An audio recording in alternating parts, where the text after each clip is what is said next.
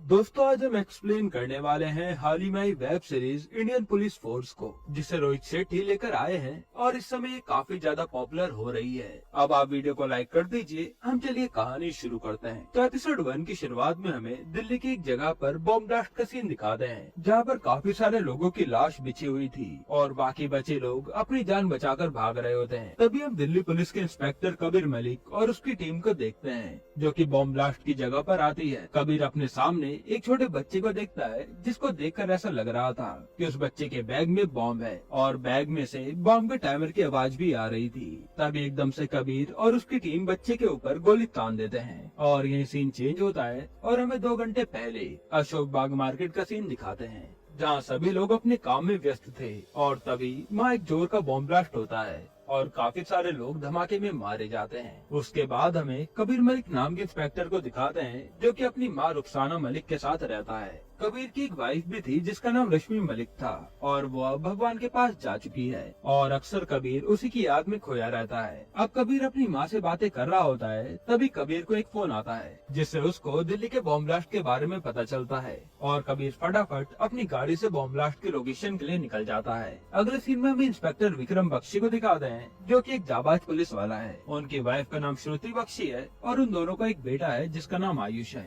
विक्रम की वाइफ श्रुति अपने बच्चे को स्कूल छोड़ने जा रही होती है, तभी कबीर अपने सर विक्रम को दिल्ली के बॉम्ब ब्लास्ट के बारे में बताता है। ये सुनते विक्रम अपनी फैमिली को घर पे रुकने के लिए कहता है और घर से चला जाता है। अब हमें दिल्ली के इंडिया गेट का सीन दिखाते हैं, जहाँ 2 बच्चे खेल रहे थे। तभी एक बच्चे को बेंच के नीचे बॉम्ब मिलता है और जैसे ये बात पुलिस वालों को पता चलती है, वे सारे लोगों को यहाँ से भगाकर विक्रम सर को इन्फॉर्म कर देते हैं। तब विक्रम फटाफट अपनी गाड़ी से इंडिया गेट के लिए निकलता है और इधर हम देखते हैं कि कबीर को जिस बच्चे के बैग में बॉम्ब होने का शक था, उसमें बॉम्ब नहीं निकलता, लेकिन वह बच्चा बताता है कि उसने बॉम्ब लगाने वाले आदमी को देखा है, जिसने कचरे के डब्बे में एक बैग डाला था। फिर कबीर उस बच्चे को पुलिस स्टेशन भेज देता है ताकि वे उस टेररिस्ट का स्केच बना सके। उसी समय कबीर को उसका कांस्टेबल बताता है कि उन्हें इंद्रलोक यूनिवर्सिटी के बाहर एक और बॉम्ब मिला है और कबीर फटाफट वहाँ के लिए निकलता है। इधर इंस्पेक्टर विक्रम अब इंडिया गेट पहुँच जाते हैं, जहाँ वह देखते हैं कि एक बच्चे के हाथ में बॉम्ब है, जिसे देखकर वह सबसे पहले अपने कांस्टेबल को डांटते हैं कि उन्होंने बच्चे के हाथ से बॉम्ब क्यों नहीं लिया। तब कांस्टेबल बोलता है कि उनको लग रहा था कि कहीं बॉम्ब फट न जाए। तब विक्रम उस बच्चे के पास जाता है और बड़े आराम से बॉम्ब अपने हाथ में ले लेता है और वो बच्चे को वहाँ से भगा देता है। थोड़ी देर में बॉम्ब डिफ्यूज स्क्वाड वहाँ पहुंचकर उस बॉम्ब को फटने से पहले ही डिफ्यूज कर देते हैं। अब विक्रम सब लोगों को स्माइल के साथ बताता है कि बॉम्ब डिफ्यूज हो गया है, पर थोड़ी देर में एक और जोरदार धमाका होता है, जिससे सब लोग डर जाते हैं। इसके बाद मीडिया वालों को एक मेल मिलता है, जिसमें टोटल 6 बॉम्ब धमाके होने की खबर थी और इन सब बॉम्ब ब्लास्ट की जिम्मेदारी इंडियन जिहादी नाम की टेररिस्ट ऑर्गेनाइजेशन ने ली थी। अब मीडिया वाले ये न्यूज अपने चैनल पर दिखाकर सारे लोगों को अलर्ट कर देते हैं। तब एक और ब्लास्ट होता है, जिसमें काफी सारे लोग मारे जाते हैं। इसके बाद कबीर अब इंद्रलोक यूनिवर्सिटी पहुंचता है और वहाँ पे देखता है कि एक गाड़ी के अंदर बॉम्ब लगा रखा है और उस बॉम्ब को गाड़ी की स्टार्टिंग प्लग से जोड़ा हुआ था। मतलब गाड़ी खोलकर वे बॉम्ब को नहीं निकाल सकते और बॉम्ब डिफ्यूज करने वालों को आने में काफी टाइम लगने वाला था। तब इंस्पेक्टर कबीर कुछ सोचता है और अपनी गाड़ी चलाकर बॉम्ब वाली गाड़ी को टक्कर मारते हुए सामने के खाली गोडाउन में भेज देता है, जिससे बॉम्ब ब्लास्ट तो होता है, पर कबीर की प्लानिंग से सारे लोग बच जाते हैं। अब दिल्ली पुलिस हेडक्वार्टर में सारे पुलिस वालों को बुलाकर एक मीटिंग रखी जाती है, जहाँ इंस्पेक्टर कबीर और विक्रम सारे पुलिस वालों को कह देते हैं कि वह सब किसी भी हाल में उन टेररिस्ट को पकड़ कर ही रहेंगे जिन्होंने दिल्ली का ये हाल किया है। तब तक कोई भी पुलिस वाला आराम से नहीं बैठेगा और न ही अपने घर जाएगा। इधर बच्चा पुलिस स्टेशन में टेररिस्ट का स्केच बनवाने लग जाता है और फिर विक्रम और कबीर तौफीक नाम के आदमी को उठाते हैं, जो कि कुछ भी नहीं बताता, मगर कबीर बंदूक की नोक पर उससे सच उगलवाता है और तौफीक बताता है कि कुछ दिन पहले 4 आदमी यूपी का बॉर्डर पार करके फिरोजनगर आए थे और कुछ ही दिनों में वो वहाँ से गायब हो गए। बाकी का उसको कुछ भी नहीं पता। उसके बाद विक्रम और कबीर डीजीपी जयदीप बंसल से मिलकर उनको सारी इन्फॉर्मेशन देकर कहते हैं कि सेम ऐसे ही ब्लास्ट गुजरात में भी हुए थे, पर उनके पास ऐसी कोई इंटेल इन्फॉर्मेशन नहीं थी जिससे उन्हें पता चल पाए कि दिल्ली में भी ब्लास्ट होने वाले हैं। अब वह छोटा बच्चा टेररिस्ट का स्केच बनवा लेता है, जिसको देखकर सारे पुलिस वाले उस आदमी को ढूंढने में लग जाते हैं। फिर हमें जरार नाम के आदमी को दिखाते हैं, जिसने दिल्ली में ये सारे बॉम्ब ब्लास्ट किए थे। वह फिलहाल दिल्ली में किराए के घर में रह रहा है, जहाँ उसने अपनी पूरी पहचान छुपाकर अपना नाम हैदर रखा है और वो वहाँ इत्र बेचने का काम करता है। अब अगले सीन में नफीसा नाम की लड़की हैदर को मिलकर चाय देती है। तब हमें पता चलता है कि नफीसा और हैदर एक दूसरे को कहीं न कहीं पसंद करते हैं। फिर हम नफीसा के पिता सईद को देखते हैं, जिनके घर में जरार किराए पर रहता है और सईद भी जरार के साथ बम ब्लास्ट के प्लान में शामिल था। साथ ही यहाँ नफीसा का एक भाई भी है जिसका नाम मोइन है, पर उसको जरार और उसके पिता के बारे में कुछ भी नहीं पता। जरार अब अपने घर से निकलता है और इधर डीजीपी जयदीप मीडिया में बॉम्ब ब्लास्ट के ऊपर इंटरव्यू देते हैं। यहीं पर एपिसोड 1 खत्म होता है। एपिसोड 2 की शुरुआत में हम पास्ट का सीन देखते हैं, जहाँ इंस्पेक्टर कबीर और उसकी पत्नी रश्मि साथ में थे। तब हमें पता चलता है कि रश्मि की किसी बीमारी के चलते डेथ हो गई थी और कबीर तब से उसे बुला नहीं पाया। अब प्रेजेंट में कबीर की माँ आकर उसको हौसला देती है, जिसके बाद कबीर अपनी ड्यूटी पर चला जाता है। अगले सीन में कबीर और विक्रम डीजीपी बंसल से मिलते हैं, जहां हम एक और नई इंस्पेक्टर तारा शेट्टी को देखते हैं, जो कि खास गुजरात से आई है। वह एक एटीएस ऑफिसर है जो कि विक्रम की टीम के साथ मिलकर वहाँ टेररिस्ट को पकड़ने और इस केस को सॉल्व करने आई थी। अब तारा के वहाँ आते ही उसकी विक्रम से बहस हो जाती है। तब डीजीपी जयदीप तारा और विक्रम को शांत करके एक दूसरे के साथ कोऑपरेट करने के लिए कहते हैं, जिससे वह जल्द से जल्द टेररिस्ट को पकड़ पाए। और फिर डीजीपी के जाने के बाद तारा, विक्रम और कबीर आपस में बातें करते हैं, जिससे हमें पता चलता है कि भले ही तारा और विक्रम की आपस में बहस होती रहती है, पर वह काफी अच्छे दोस्त हैं। और तारा इन दोनों को बताती है कि जब अहमदाबाद में सेम ऐसे ब्लास्ट हुए थे, तब उन्होंने काफी छानबीन करी, जिससे उन्हें एक नंबर मिला था, जो कि उन टेररिस्ट में से किसी एक का नंबर है, लेकिन वो नंबर काफी टाइम से ऑफ है, इसलिए वह उसे ट्रेस नहीं कर पा रहे। फिर तारा बताती है कि उसने उस लैंडलॉर्ड से एक टेररिस्ट का स्केच बनवा लिया था, जिसके घर वो टेररिस्ट चुपके से रह रहा था। अब पुलिस के पास 2 टेररिस्ट के स्केच थे और एक नंबर था, जो कि काफी टाइम से ऑफ है। उसके बाद इस साइड जरार जाकर अपने साथियों से मिलता है और बताता है कि उनकी कामयाबी से उनके सारे लोग खुश हैं और पूरी दुनिया से उनको बधाइयाँ आ रही हैं। जरार अब अपने साथियों से शदाब के बारे में पूछता है, तब वो बताते हैं कि उसकी तबीयत खराब है। जैसे ही जरार शदाब के पास जाता है, तब हमें पता चलता है कि ये तो वही आदमी है जिसका पुलिस के पास स्केच है। जरार अब शदाब से बात करके उसे मिशन की बधाई देता है। तब शदाब बोलता है कि उसको उसकी फैमिली की काफी याद आ रही है, जिस पर जरार बोलता है कि कुछ दिनों की बात और है, और फिर वह सब अपने अपने घर चले जाएंगे। फिर जरार जाते हुए अपने साथियों से कहता है कि शदाब को फोन से दूर ही रखना, क्या पता उसकी वजह से हम लोग फंस जाएं, क्योंकि वह काफी इमोशनल आदमी है। इसके अगले सीन में पुलिस वाले दिल्ली के सारे हार्डवेयर की दुकान पर जाकर चेक करते हैं, जहां से पुलिस को अब्दुल नाम के आदमी के बारे में पता चलता है, जिसने हार्डवेयर की दुकान से ऐसा सामान खरीदा था जिससे बॉम्ब बना सकते हैं। फिर कबीर और इंस्पेक्टर राणा जाकर अब्दुल को उठा लेते हैं और उससे बॉम्ब के बारे में पूछते हैं, मगर अब्दुल बोलता है कि वो तो हलवाई है, उसको बॉम्ब के बारे में कुछ नहीं पता। तब कबीर पूछता है कि उसने हार्डवेयर की दुकान से इतने सारी कील और बॉल बेयरिंग क्यों खरीदी, जिस पर अब्दुल बोलता है कि उसने खान सर के कहने पर ऐसा किया था। दरअसल खान सर एक बहुत बड़े आदमी हैं, जिनकी पॉलिटिक्स में दूर दूर तक पहचान है। अब रात को कबीर और विक्रम उनके डीजीपी सर को मिलकर खान के बारे में बताते हैं, क्योंकि वह लोग खान को ऐसे ही नहीं पकड़ सकते थे। तब डीजीपी भी कहते हैं कि मैं बिना सबूत के खान को पकड़ने का वारंट नहीं दे सकता।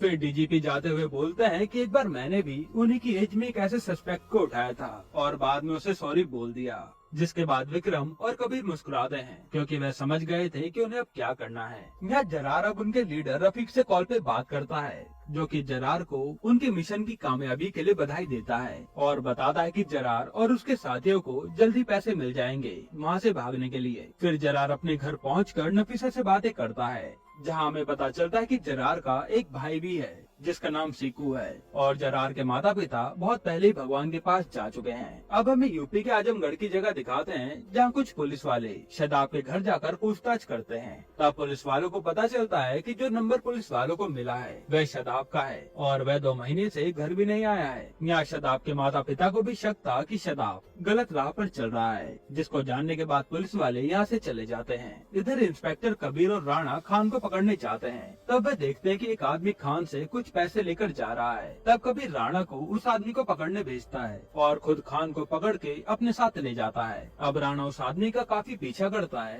पर वह बचकर भाग जाता है, क्योंकि राणा उस समय जाम में फंस गया था। फिर हम देखते कि वह आदमी जाकर जरार को पैसे देता है और यहाँ हमें पता चलता है कि इस आदमी का नाम सीकू है, जो कि जरार का ही सगा भाई है। इधर विक्रम और कबीर खान को पकड़कर पूछताछ करते हैं और वह खान के पोते को भी उठा रहे थे। तब खान पुलिस को बताता है कि स्केच में जो आदमी है उसका नाम शदाब है और दूसरे वाले को मैं नहीं जानता, और खान ने ही एक आदमी को 2 लाख रुपए और बॉल बेयरिंग दिए थे। जिससे वे बॉम्ब ब्लास्ट हुए थे। बाकी उसे कुछ नहीं पता। जिसके बाद पुलिस वाले खान को अरेस्ट कर लेते हैं। यह जरार और सीकू रफीक की पूरी फैमिली के साथ लंच करते हैं, जहाँ नफीसा की अम्मी जरार को नफीसा से शादी करने के लिए कहती हैं। फिर थोड़ी देर बाद जरार नफीसा को छत पर शादी के लिए प्रपोज कर देता है और नफीसा मान जाती है। अब इधर विक्रम कबीर के साथ अपने बेटे के बर्थडे पार्टी में जाता है, जहाँ तारा भी आई थी और वह सब लोग खूब एंजॉय करते हैं। फिर थोड़ी देर बाद तारा वहाँ से चली जाती है क्योंकि उसको कुछ काम था। इधर जरार के साथी के घर लाइट चली जाती है। तब शदाब चुपके से अपना फोन ऑन करके अपने घर पे फोन लगाता है क्योंकि उसे अपनी फैमिली की काफी याद आ रही थी और उसी समय शदाब का नंबर दिल्ली पुलिस ट्रेस कर लेती है। यहीं पर एपिसोड 2 खत्म होता है। एपिसोड 3 की शुरुआत में एक मुस्लिम औरत अपनी बच्ची की फोटो दिखाकर लोगों से पूछ रही होती है कि किसने उसकी बच्ची देखी है क्या। तब एक आदमी उस औरत को बताता है कि सामने वाली बिल्डिंग में कुछ लड़के रहने आए हैं, उनसे पूछ लो, क्या पता उन्हें कुछ पता हो। और हम देखते हैं कि ये लोग जरार के साथी थे। अब वह औरत बिल्डिंग के अंदर जाकर उनसे उसकी बच्ची के बारे में पूछती है। तब वह बोलता है कि उनको उनकी बेटी के बारे में कुछ नहीं पता, जिसके बाद वह औरत वहाँ से चली जाती है। अब हम देखते हैं कि वह औरत और कोई नहीं बल्कि एक पुलिस वाली है जो कि कबीर और विक्रम से मिली हुई थी। वह उनको जरार के आदमी के बारे में सारी बात बता देती है। फिर कबीर और उसकी टीम गन्स लेकर जरार के आदमी को पकड़ने के लिए जाते हैं। तभी वहाँ जरार भी अपने साथियों से मिलने आता है। अब जरार जैसे अपने साथियों से मिलता है कि एक औरत उनके गेट पर अपनी बच्ची के बारे में पूछने आई थी, जिससे जरार को शक होता है और वह खिड़की के बाहर झाँकता है तो देखता है कि बाहर तो पुलिस थी, मतलब कि जरार और उसके साथियों को अब पुलिस ने घेर लिया है। विक्रम अब अपनी टीम के साथ जरार का गेट खटखटाता है। तब वहाँ पर एकदम से फायरिंग होती है, जिसमें गेट पर खड़ा पुलिस वाला मारा जाता है। जरार फिर खिड़की तोड़कर बाहर कबीर और बाकी पुलिस वालों पर बंदूक से हमला करता है और विक्रम अब अपनी टीम के साथ जरार के रूम के अंदर जाकर टेररिस्ट को मारने लगता है और कुछ ही देर में विक्रम की टीम अब टेररिस्ट पर हावी हो जाती है। तब जरार का एक साथी जरार को वहाँ से भागने के लिए कहता है क्योंकि जरार उनका मकसद पूरा करने के लिए जरूरी था। जरार अब वहाँ से चुपके से भागता है और पुलिस वाले जरार के बाकी साथियों को मार देते हैं। फिर विक्रम जरार को पकड़ने के लिए उसका पीछा करता है और यहाँ इन दोनों की फाइट होती है। विक्रम फाइट के दौरान ही जरार का चेहरा देख लेता है, जिसके बाद वह जरार को खूब मारता है। इधर कबीर विक्रम के साथी शदाब को पकड़ लेता है, जो कि डर के मारे छुपा हुआ था और यहाँ विक्रम अब जरार को घायल करके अपनी बंदूक उठाने जाता है। तभी जरार एक बच्चे को देखकर उसका गला पकड़ लेता है, जिसके कारण विक्रम को अपनी बंदूक जरार की तरफ फेंकनी पड़ती है, नहीं तो जरार उस बच्चे को मार देता। फिर जरार मौका देखकर गन उठाता है और विक्रम को गोली मार देता है। तभी बंदूक की आवाज सुनकर कबीर विक्रम के पास आ जाता है, पर तब तक तो जरार वहाँ से भाग चुका था। कबीर अब जरार को ढूंढते हुए छत पर पहुँचता है, जहाँ जरार कबीर पर बंदूक से हमला करता है। इसके बाद उन दोनों के बीच फायरिंग शुरू हो जाती है और कबीर जरार का पीछा करते हुए एक कारखाने में पहुँचता है, जहाँ जरार एक गैस सिलेंडर ब्लास्ट करके अपने भाई सिक्कू के साथ बाइक से निकल जाता है और कबीर जरार को भागता देखकर कुछ भी नहीं कर पाता। अगले सीन में कबीर गुस्से में शदाब के पास जाकर उसको मारने लगता है, क्योंकि उनकी वजह से उसके सर विक्रम को गोली लगी थी। तब राणा कबीर को रोकता है, नहीं तो कबीर गुस्से में शदाब को जान से मार देता, जो कि पुलिस के लिए इकलौता विटनेस था। थोड़ी देर में तारा भी वहाँ आ जाती है, जिसकी कबीर से काफी तगड़ी बहस हो जाती है, क्योंकि वह लोग बिना उसको इन्फॉर्म किए टेररिस्ट को पकड़ने गए थे। शदाब से पुलिस वालों को सारे टेररिस्ट के नाम पता चल जाते हैं। तब एक पुलिस वाला कबीर को आकर बताता है कि विक्रम सर अब इस दुनिया में नहीं रहे। जिसके बाद कबीर, तारा और डीजीपी जयदीप भागते हुए हॉस्पिटल जाते हैं, जहाँ विक्रम की वाइफ श्रुति विक्रम की लाश के पास बैठी रो रही थी। कबीर ये सब देखकर टूट जाता है, क्योंकि विक्रम सर उसके काफी क्लोज थे और वे उन्हें अपना फैमिली मानता था। इधर शहीद के घर टीवी पर न्यूज चल रही थी, 3 टेररिस्ट को मार दिया और एक को पकड़ लिया। जिसके बाद नफीसा के पापा सईद थोड़ी चिंता में पड़ जाते हैं कि जरार को तो कुछ नहीं हो गया। उसके बाद हम देखते हैं कि जरार और उसका भाई सिक्कू ट्रेन में बैठकर दिल्ली से भाग रहे हैं। तब मायकुनेजा नाम की औरत आकर जरार की उसकी लीडर रफीक से बात करवाती है, जो कि जरार और उसके भाई को अंडरग्राउंड होने के लिए बोलता है। अब जरार उनेजा से पैसे लेकर सिक्कू के साथ बिहार में अंडरग्राउंड हो जाता है। इधर अब होम मिनिस्टर डीजीपी जयदीप को बुलाकर कहते हैं कि जो कुछ भी हुआ वो सही नहीं था, उन्हें अब काफी सारे लोगों को जवाब देना होगा। फिर डीजीपी कबीर को बुलाकर उससे कहते हैं कि कबीर का डिपार्टमेंट अब चेंज कर दिया गया है, क्योंकि उनको ऊपर से प्रेशर आ रहा है और कबीर के लिए ये सब भूल जाना ही सही होगा। कबीर अब जाते हुए डीजीपी को बोलता है कि ये तो आपको भी पता है सर कि आप मेरे साथ गलत गलत कर रहे हो, और ये कहकर कबीर वहाँ से चला जाता है। अब हमें कुछ दिन बाद का सीन दिखाते हैं जहाँ जरार सफीना को फोन करता है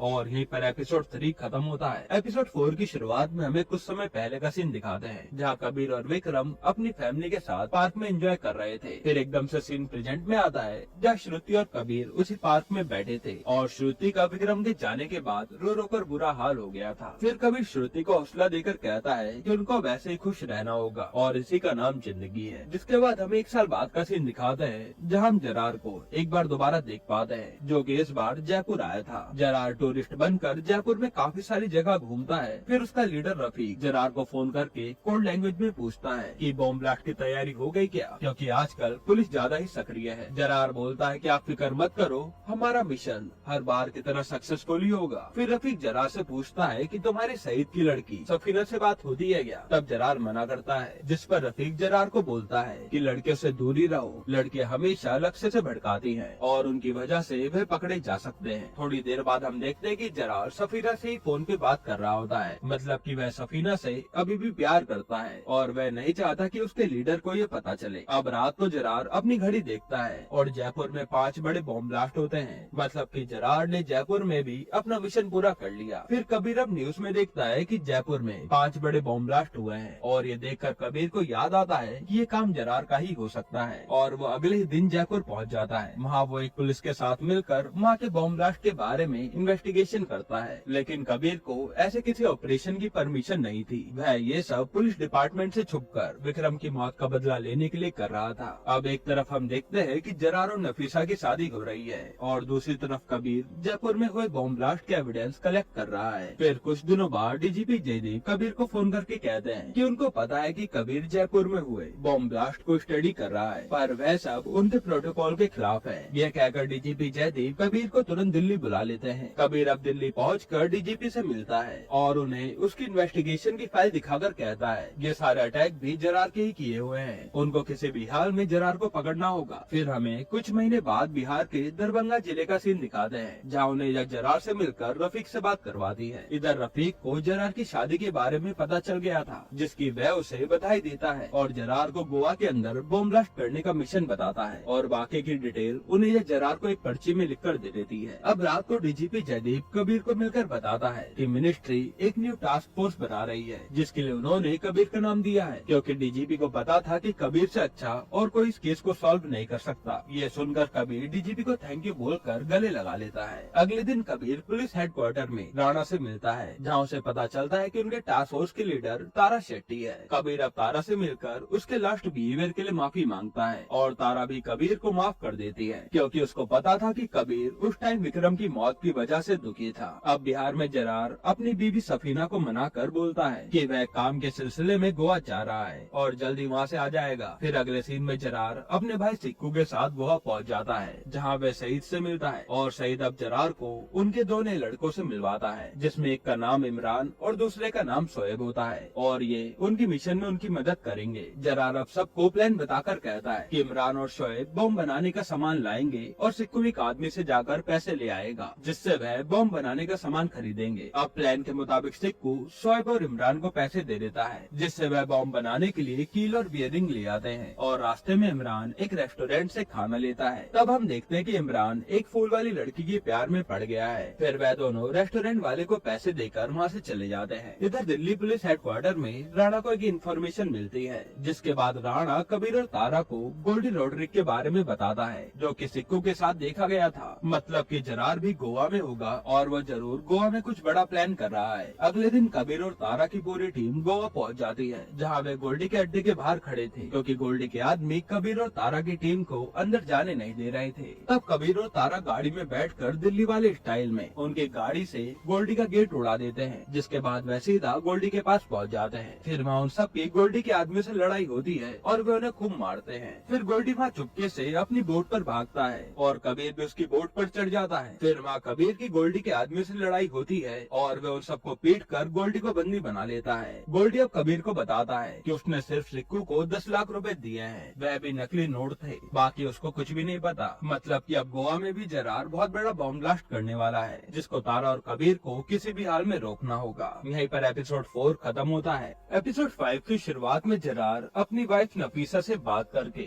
जल्दी वापस आने के लिए कहता है। फिर वह बम बनाकर अपने बैग में रखता है, जिसमें प्लान के अनुसार उनको गोवा में बैग रखने थे। फिर जरार अपने भाई सिक्कू को मिलकर कहता है कि काम हो जाने के बाद वह सिक्कू को रेलवे स्टेशन पर मिलेगा। अगर वह नहीं आया तो समझ जाना कि या तो जरार मारा गया या पुलिस ने उसे पकड़ लिया है और तुम अकेले यहाँ से चले जाना। जरार अब अपने बॉम्ब वाला बैग उठाकर वहाँ से चला जाता है। मैं इधर हार्डवेयर की दुकान वाला जब अपने पैसे बैंक में जमा कराता है तब उसको पता चलता है कि उसके पास नकली नोट है जो कि उसे जरार के लड़कों ने दिए थे।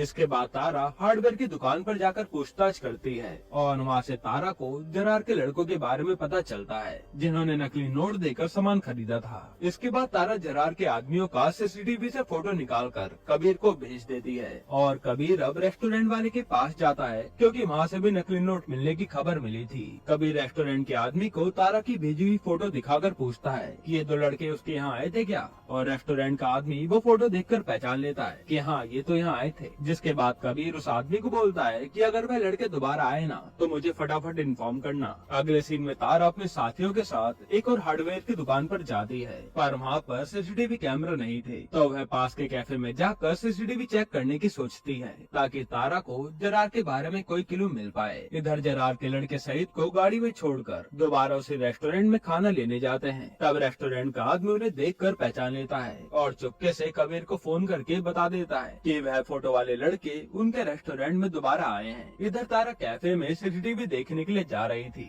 जहां हम देखते हैं कि जरार भी कैफे में बैठा है और उसने चुपके से अपना बॉम्ब वाला बैग कैफे की टेबल के नीचे रख दिया है। कबीर अब राणा को फोन करके कहता है कि उसको जरार के लड़के मिल गए हैं जो कि रेस्टोरेंट में आए हैं, और राणा फिर तारा को कबीर की बात बताकर रेस्टोरेंट जाने के लिए कहता है और यहाँ जरार भी अपना बैग कैफे में छोड़कर वहाँ से चला जाता है। इस साइड से खुद पब्लिक प्लेस में अपना बैग छोड़कर जा रहा था, तब उसको एक पुलिस वाला मोबाइल की फोटो के जरिए पहचान कर पकड़ लेता है और यहाँ तारा और राणा जैसे अपनी गाड़ी में बैठने वाले होते हैं तब पीछे कैफे में बहुत बड़ा बॉम्ब ब्लास्ट होता है जिसमें काफी सारे मासूम लोग मारे जाते हैं। कबीर अब रेस्टोरेंट पहुँचता है तो नफीसा के पापा पुलिस को देख लेते हैं जो कि गाड़ी में इमरान और शोएब का वेट कर रहे थे, और वे कबीर को देखते ही उस पर गोली चलाकर इमरान और शोएब को वहाँ से जाने के लिए बोलते हैं। फिर कबीर नफीसा के पापा को गोली मारकर इमरान और शोएब के पीछे भागता है, लेकिन थोड़ा आगे आने के बाद उनका रास्ता खत्म हो जाता है, जिसके बाद कबीर उन दोनों को पकड़कर खूब मारता है। इधर सिक्कू जैसे तारा और राणा को उसके पास आता देखता है वह पुलिस की गाड़ी से भागने लगता है। तब तारा राणा को बॉम्ब का बैग संभालने को बोलती है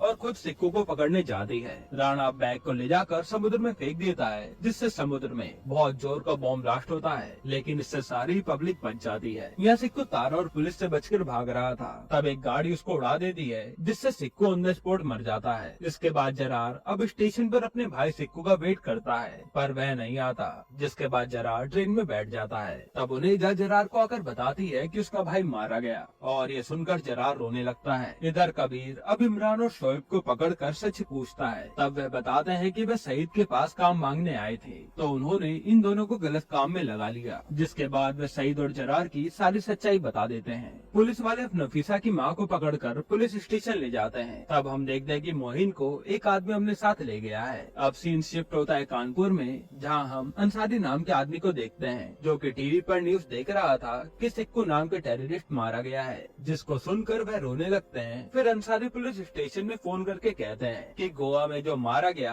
वह उनका बेटा है। अब सीरीज में 15 साल पहले का सीन दिखाते हैं जहाँ जरार और सिक्कू अपने चाचा के साथ मूवी देखने गए थे। तब उस थिएटर के बाहर दंगे होने लगे। तब अंसारी अपने बच्चों और भाई को गाड़ी में बैठाकर वहाँ से बचाकर घर ले जाता है। फिर जरार के चाचा उनकी फैक्ट्री जाते हैं, जहाँ से वे अंसारी के जरूरी पेपर और उनके पैसों के साथ साथ उनके वर्कर्स को भी लाने वाले थे। लेकिन थोड़ी देर बाद कुछ आदमी अंसारी को आकर बताते हैं कि उनकी फैक्ट्री में आग लग गई है, जिसको सुनकर अंसारी अपनी फैक्ट्री की तरफ भागते हैं। तब जरार भी अपने पापा के पीछे जाता है, जहां वह देखता है कि उनकी फैक्ट्री के साथ उसके चाचा भी जलकर मारे गए, और जरार ये सब देखकर टूट जाता है। अब काफी दिन ऐसे ही बीतते हैं। फिर जरार को रफीक नाम का आदमी मिलता है जो धीरे धीरे जरार का माइंड वॉश करके उसको इंडिया के खिलाफ भड़का देता है। इसके बाद सीरीज प्रेजेंट में आती है, जहाँ सिक्कू के पिता अपने बेटे की लाश को देखकर काफी रोते हैं। फिर कबीर सिक्कू के माता पिता को बोलते हैं कि फॉर्मेलिटी पूरी होने के बाद उनको बॉडी मिल जाएगी। तब सिक्कू की माँ बोलती है कि ये लाश उनको नहीं चाहिए, क्योंकि जब जरार और सिक्कू उनको छोड़कर गए थे वह तभी उनके लिए मर गए थे और वह तो देशद्रोही हैं, उनको उनसे कोई वास्ता नहीं है। फिर सिक्कू की माँ जाते हुए बोलती है कि इन राक्षसों को मत छोड़ना, जो कि हमारे बच्चों को गलत रास्ते में चलाते हैं। अब तारा नफीसा की माँ को जरार की शादी का फोटो दिखाकर पूछती है कि वह इस समय कहाँ है। तो नफीसा की माँ बोलती है कि वह तो बिहार के दरभंगा में रहते हैं। जिसके बाद एपिसोड 5 यहीं पर खत्म होता है। एपिसोड 6 की शुरुआत में कबीर जरार के घर जाकर नफीसा से पूछता है कि उसका पति जरार कहाँ है, पर नफीसा बोलती है कि वह किसी जरार को नहीं जानती। उसके पति का नाम तो हैदर है, जिसका इत्र का काम है। तब कबीर नफीसा को सच बताकर बोलता है कि उसका पति एक टेररिस्ट है जिसका नाम जरार है। उसने इंडिया के अंदर काफी सारे बॉम्ब ब्लास्ट करके न जाने कितने मासूम लोगों को मारा है। कबीर अब नफीसा की बात उसकी माँ से करवाता है और जैसे ही नफीसा को सच पता चलता है कि जरार और उसके पापा टेररिस्ट हैं, वह बेहोश होकर गिर जाती है। अगले सीन में हमें सुंदरबन के जंगल को दिखाते हैं, जहाँ सलामत नाम का आदमी जरार से मिलकर उसको बॉर्डर पार करवाने को बोलता है। मतलब कि जरार देश छोड़कर भागने वाला है। फिर सलामत चुपके से जरार को बॉर्डर के नीचे की एक सुरंग से बॉर्डर पार करवा देता है, जिसके बाद जरार सीधा बांग्लादेश पहुंचता है। इसके बाद रफीक अब जरार से मिलकर उसको गले लगा लेता है और साथ में और काम करने के लिए कहता है, पर जरार बोलता है कि वह नफीसा के बिना कहीं भी नहीं जाएगा।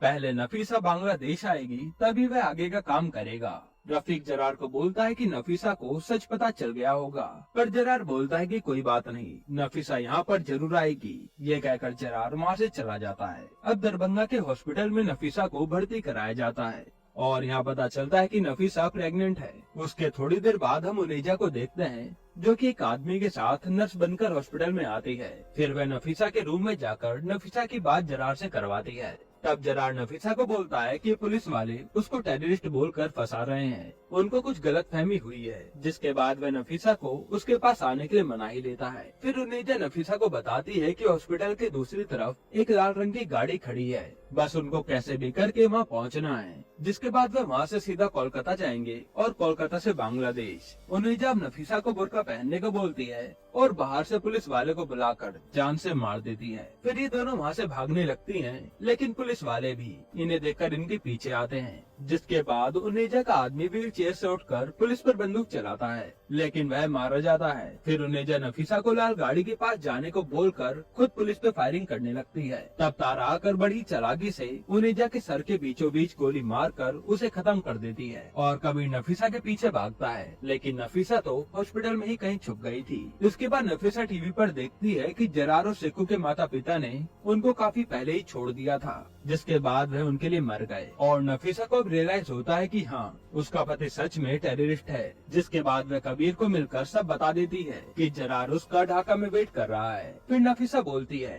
कि वह कुछ भी कर सकती है, पर अपने देश को धोखा नहीं दे सकती। साथ ही वो कहती कि कबीर जरार को पकड़ लो और इसमें मैं तुम्हारी पूरी मदद करूंगी। अब पुलिस वाले लाल कार वाले आदमी को भी पकड़ लेते हैं और कबीर तारा को जाकर सब बता देता है। तारा बोलती है कि जरार को पकड़ना इम्पॉसिबल है, क्योंकि जरार को पकड़ने के लिए उनको क्रॉस बॉर्डर ऑपरेशन करना होगा, जिसके लिए उनको रॉ और मिनिस्ट्री के अप्रूवल चाहिए होंगे। कबीर फिर तारा को रॉ से बात करने के लिए मना ही लेता है। अब तारा रॉ हेडक्वार्टर में अपने सर से बात करके सब बता देती है, पर उनको अभी होम मिनिस्ट्री से अप्रूवल लेना था, जिसके लिए वह एरोप्लेन से सीधा दिल्ली पहुंचते हैं। इधर रफीक और जरार नफीसा को बार बार कॉल कर रहे थे। तब कबीर भी रफीक के आदमी से कहलवा देता है कि वह बहुत जल्द ढाका पहुंच जाएंगे और वे नफीसा की बात भी जरार से करवाते हैं ताकि उन्हें शक न हो। फिर तारा, कबीर और डीजीपी जयदीप अब होम मिनिस्टर के पास जाकर जरार को पकड़ने का ऑपरेशन के बारे में बताते हैं, क्योंकि उनके पास आखिरी मौका है जरार को पकड़ने का। जिसके बाद होम मिनिस्टर काफी सोचकर हाँ कर देते हैं, पर उनकी एक कंडीशन थी कि अगर कबीर वहाँ पकड़ा गया तो वह कबीर को जाने से मना कर देंगे, वरना उन्हें दूसरे देश को कई सारे जवाब देने होंगे। फिर डीजीपी अब कबीर को बोलते हैं कि कुछ भी करके उसे जिंदा लौटना होगा, क्योंकि वह अपने एक और जाबाज पुलिस वाले को नहीं खो सकते। फिर तारा उनके एसेट रो एजेंट जगताप के बारे में बताती है, जो कि विक्रम और तारा के साथ ही ट्रेनिंग में था, और जगताप ही बांग्लादेश में कबीर की मदद करने वाला था। जिसके बाद एपिसोड 6 यहीं पर खत्म होता है। एपिसोड 7 की शुरुआत में ट्रेन ढाका के लिए निकलती है और नफीसा फोन करके जरार को बता देती है कि वह बहुत जल्द ढाका के स्टेशन पर पहुंचने वाली है। इधर कबीर और राणा बांग्लादेश पहुंच जाते हैं, जहां वे जगताप से मिलते हैं। फिर तारा जगताप को फोन करके कहती है कि ट्रेन और जरार जल्दी स्टेशन पर पहुंच जाएंगे, तुमको फटाफट स्टेशन जाना होगा। जिसके बाद जगताप कबीर और राणा को लेकर ढाका के स्टेशन के लिए निकलता है और रास्ते में इन दोनों को गन भी देता है। फिर हम देखते हैं कि जगताप की गाड़ी जाम में फंस गई है और इधर जरार अपने साथियों के साथ ढाका स्टेशन पर पहुंच चुका है, जो कि नफीसा की ट्रेन का वेट कर रहा था। फिर थोड़ी देर में ट्रेन आ जाती है और जरार नफीसा को ट्रेन के डब्बों में ढूंढने लगता है, पर जरार को नफीसा कहीं भी नहीं दिखती। तभी जरार की नजर कबीर पर पड़ती है, जो कि उसको ही देख रहा था, और पीछे राणा और जगताप भी आ जाते हैं। जिसके बाद कबीर जरार के ऊपर बंदूक तान देता है और जरार भी कबीर के ऊपर बंदूक तानता है। इसके बाद ढाका के स्टेशन पर एक जबरदस्त शूटआउट शुरू हो जाता है और सारी पब्लिक अपनी जान बचाकर वहां से भागती है।